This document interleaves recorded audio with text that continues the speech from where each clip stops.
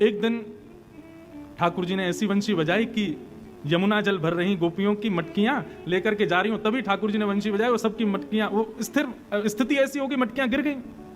तो मधुमंगल श्रीधाम बोले हमारे लाला की बंशी ऐसी है, कहा बताएं, कोई गोपी इनके कार्य भी पूर्ण ना है पामे। गोपी बोली हम जब तक सह रही हैं मधुमंगल, लेकिन जादना हमारी श्री जी अपने पे आ गई ना, तेरे लाला की बंशी धरी रह जाएगी। मधुमंगल बोलो तो फिर ले आओ श्री जी, आज है ही जाए, देख लें कौन ज्यादा ज्ञाता।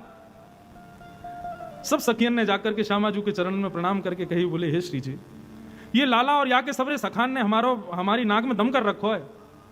बोले कहा, बोले वही बंशी है इन पर घूम फिर के, कछु काम नहीं बनने हो तो वह बंशी है बजा दें, और हम वह बंशी को सुनकर के ऐसी है जाए कछु कही ना पावे। श्री जी ऐसे तो हम ब्रज में नहीं रह पाएंगे, कछु तो करना पड़ेगा। तो श्री जी बोली फिर एक काम करो। क्या? बोले श्याम सुंदर से कहो वो अपनी बंशी लेके आवे यमुना पुलिन पर, और हम अपनी वीणा लेके आ रही हैं, और कल नेक नेक है ही जाए, देखें कौन में ज्यादा ख्याति है।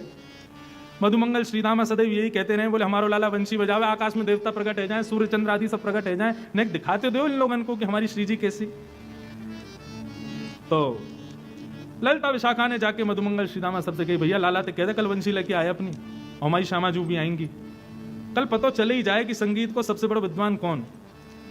मधुमंगल बोला हाँ ठीक है। ललिता बोली लेकिन ऐसे काम नहीं चलेगा, पहले ही बता दे, हार भी बारो कहा करेगो।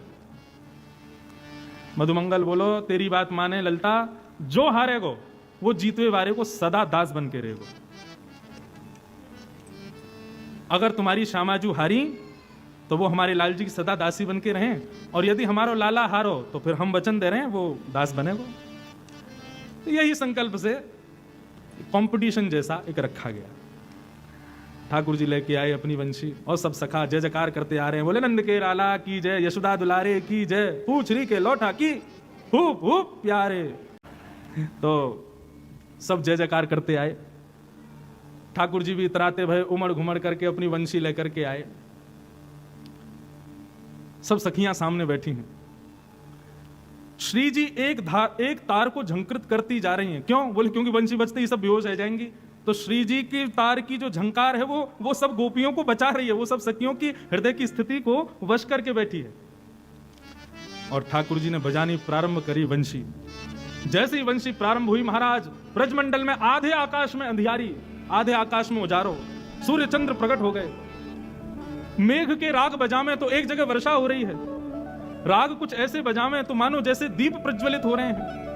ठाकुर जी के रागों को देख करके समस्त राग रागनियां आकाश में प्रकट हो गए। प्रकट होकर के सब हाथ जोड़ने लगे, जय हो जय जयकार करने लगे। मधुमंगल श्रीदामा फूले नहीं समा में उछल उछल करके जय जयकार करें, जय हो हमारे लाला की, देखो कैसी बंशी बजा रहा है। आकाश में देखो सूर्य चंद्र प्रकट हुए, सब देवी देवता प्रणाम कर रहे हैं, हमारे लाला के आगे सब नतमस्तक हैं।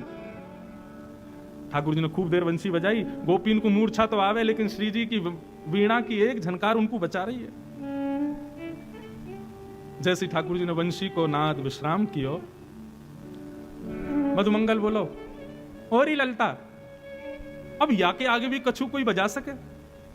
हम तो कह रहे हैं या बात को यहीं पूर्ण करो, तो को भी बहुत काम होंगे, हमको भी बहुत काम है, हम भी जाएंगे। श्री जी से कहो अपनी वीणा लाल जी के चरणन में रखें और दासी बन जाएं सदा को, यही बात को विश्राम कर दें।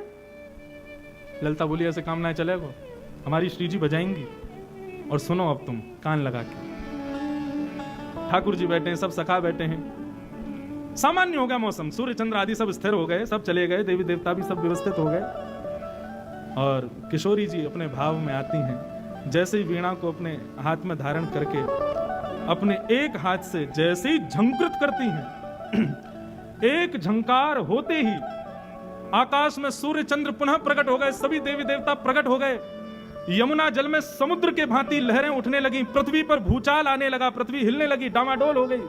एक झंकार होने मात्र से किशोरी जी ने एक झंकार के बाद जब दूसरा स्वर लगाया तो स्थिति ये हुई कि आकाश में ब्रह्मांड का भेदन हो गया। सभी देवी देवता धड़ाम से पृथ्वी पर गिरे और गिर करके हाथ जोड़ने लगे, श्री जी नूतन प्रलय हो जाएगा, आपके आगे नतमस्तक होकर प्रणाम करके निवेदन कर रहे हैं। इससे आगे की स्थिति इस सृष्टि की नहीं है आपको सुनने की, आप कृपा करके इस वादन को यहीं विश्राम करो। किशोरी जी ने केवल 2 तार छेड़े तो ये स्थिति हुई कि सब देवी देवता 33 कोटि देवता सब नतमस्तक होकर श्री जी के सामने नतमस्तक होकर के बैठे हैं। तब ललिता ढूंढती है कहाँ है मधुमंगल श्रीरामा, तो पता चलिए यमुना जी में गिर गए हैं। ऐसो प्रलय नूतन भयो है कि सब गिर गए यमुना जी में। और तब दूढ़े बोले श्याम सुंदर कहाँ है? तो श्याम सुंदर श्री जी के चरणन को अपनी गोद में रख करके और चरणन पर अपनी वंशी को न्यौछावर करते हुए नतमस्तक करके बैठे, सदा के लिए दासत्व स्वीकार कर रहे हैं।